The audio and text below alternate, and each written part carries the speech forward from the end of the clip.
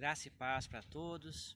Estamos novamente em mais um vídeo para falarmos um pouco sobre a palavra de Deus e dar este assunto muito importante, este assunto muito sério, que é sobre o grande dia do Senhor.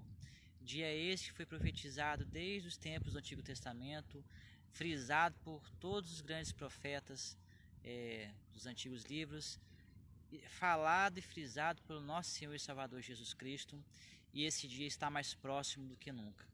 Há muito tempo tem sido avisado pelo Espírito Santo de que este grande e terrível dia está se aproximando. E enquanto muitos de nós estamos preocupados com festas, estamos preocupados com festividades, estamos preocupados com dinheiro, ou com posição, ou com fama, se aproxima o dia que o Senhor Deus escolheu para efetuar juízo. Não apenas juízo em cima do povo de Deus especificamente, mas em cima de todas as nações da terra, de todas as religiões espalhadas pelo mundo, de todos aqueles que vivem neste mundo. E por que nós dizemos isso? Porque não é um Deus qualquer que avisou isso, mas é o próprio Criador, aquele Deus que realmente tem todo o poder, toda a glória e toda a capacidade de realizar os seus intentos. E um dos seus desejos é justamente esse, um dia de prestação de contas de tudo aquilo que nós temos feito, de tudo aquilo que nós temos realizado nessa terra. Independentemente de onde nós habitamos, independentemente daquilo que nós fazemos, daquilo que nós trabalhamos ou daquilo que nós pensamos. Então é necessário sabermos como podemos suportar esse dia. E embora seja um pensamento comum entre algumas pessoas, alguns cristãos, de que a igreja será levada daqui deste dia, a grande maioria dos estudiosos, teólogos antigos, dizem que não, que a igreja vai passar por esse tipo de coisa, embora ela não vá sofrer de Deus, mas ela vai estar aqui para observar aquilo que Deus fará com aqueles que não se preocupam em fazer a vontade do Senhor. Esse dia foi predito por vários profetas. Um dos profetas que eu gostaria de estar citando para vocês é o profeta Joel, que escreveu o livro de Joel, localizado no Antigo Testamento, na parte onde se encontra os profetas menores. E ele foi inspirado por Deus para registrar um evento que aconteceu em Israel por volta do 9º século antes da era cristã, antes de Cristo, em que Israel passou um mini apocalipse, por assim dizer, um momento de juízo, o momento em que o Senhor foi lá e disse que eles estavam errados, eles não estavam fazendo a sua vontade, se desviaram dos caminhos do Senhor, e Deus enviou um grande exército para destruir aquela nação. E não pense você que foi um exército de Babilônia, não pense você que foi o exército do Egito, foi Edom, nada disso, foi um exército de gafanhotos, o gafanhoto migrador, o gafanhoto devorador. Isso mesmo, Deus enviou um exército de insetos que destruiu todas as colheitas de Israel, e como Israel era uma nação agrícola, dependia daquilo, eles vieram passar grande sufoco, grandes problemas, falta de dinheiro, falta de alimento, porque optaram por seguir outros caminhos, optaram por seguir outros deuses e acabaram sofrendo o juízo de Deus. Mas Deus, na sua misericórdia, Deus não queria destruir a nação, mas quis lhe dar uma lição e mostrar que havia tempo sim deles mudarem. Olha o que o Senhor diz em Joel, no capítulo 2, no versículo 12. Assim, agora mesmo, diz o Senhor, convertei-vos a mim de todo o vosso coração, e isso com jejuns, com choro e com pranto. Então nós vemos aqui Deus dando oportunidade para que eles não sofressem esse grande dia, um dia que foi reservado não apenas para a nação de Israel, mas para todas as nações da terra. O juízo de Deus começa sempre pela casa de Deus, começa sempre dentro da sua casa, e é por isso que nós vemos o Senhor trabalhando, mesmo nos dias de hoje, tirando pessoas, membros de igreja, criando condições para que os membros se arrependam. E é por isso que nós falamos, não é tempo de festividade, não é tempo de se alegrar, mas a igreja brasileira especificamente tem vivido um tempo que ela tem que se arrepender, que ela tem que se arrepender de seus maus caminhos, que ela tem que se voltar em jejum e oração ao Senhor, porque ela tem se desviado, ela tem feito amizade com o mundo, ela tem criado coisas, ela tem feito coisas que refletem o espírito do mundo, e isso tem desanimado e tem decepcionado o coração de Deus. E é por isso que o evangelho não tem crescido. Ah, mas o evangelho tem crescido sim, os números dizem isso. Mentira, os números dizem uma coisa, mas as atitudes, os corações das pessoas dizem outro.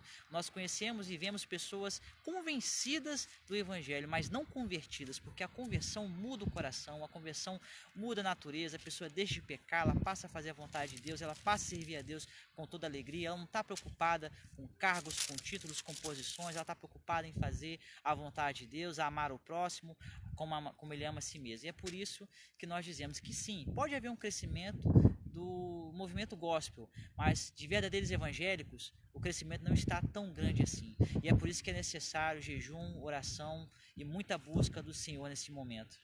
O profeta Joel continua falando no versículo 17: chorem os sacerdotes, ministros do Senhor, entre o pórtico e o altar, e orem. E olha a oração que os sacerdotes e a oração que os pastores hoje têm que fazer na sua igreja. Não é aquela oração de prometer o carro do ano, não é aquele tipo de oração que Deus vai te fazer prosperar. Olha a oração que os sacerdotes modernos têm que fazer.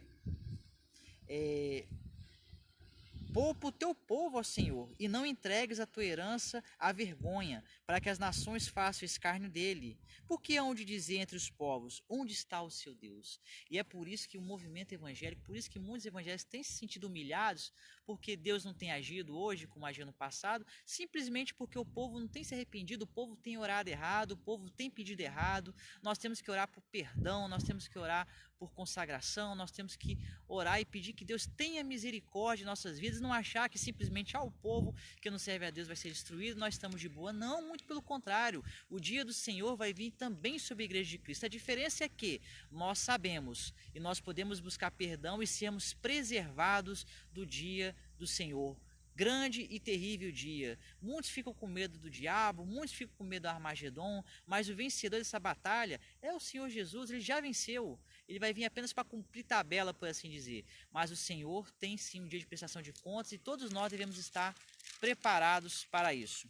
Para encerrar, eu gostaria de ler o versículo 32, no mesmo capítulo 2 de Joel, onde nos fala aqueles que são verdadeiramente vitoriosos, porque vai haver um dia do Senhor, um dia de julgamento, um dia em que anjos, demônios, pessoas, independentemente de qual religião, terão que prestar contas a Deus. Mas olha, quem será o vencedor? O vencedor não é aquele que conquistou um carro, que conquistou uma casa, que se tornou um grande líder, que conquistou um grande título. O vencedor é esse aqui. E acontecerá que todo aquele que invocar o nome do Senhor será salvo. Porque no Monte Sião e em Jerusalém, que representa o céu, estarão os que forem salvos, como o Senhor prometeu. E entre os sobreviventes, aqueles que o Senhor chamar. Então nós vemos que o verdadeiro vitorioso é aquele que invoca o nome do Senhor, Espírito e verdade, e é aquele que será salvo por Deus desse grande dia. Não é mais tempo de brincar, não é mais tempo de ficar correndo atrás do vento. É tempo de você mudar.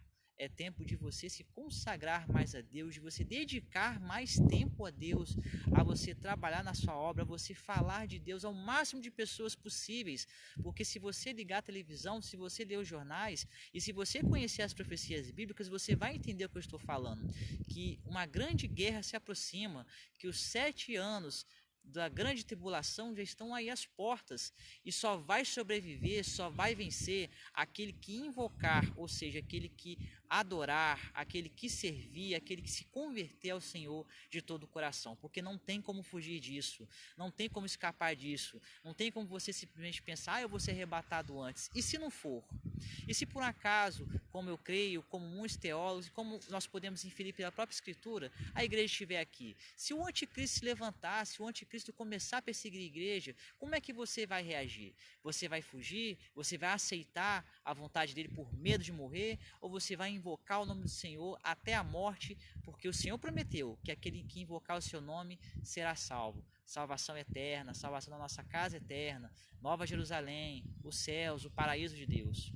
Então essa palavra que ela fique como reflexão na sua vida, porque o Senhor tem buscado a cada um de nós, porque o Senhor está avisando a todos nós. Ele não está avisando apenas um ministério específico, Ele não está avisando apenas a uma igreja específica, Ele está avisando a todos nós pelas redes sociais, pela pregação de alguns poucos homens fiéis de Deus que ainda têm pregado, homens e mulheres que ainda têm pregado a palavra genuína do Senhor. Não é essa palavra de autoajuda, essa palavra de inflama ego, mas é uma palavra que nos traz a reflexão, a submissão, o arrependimento de nossas falhas, a uma busca de Deus, ao buscar realmente com jejum, com oração.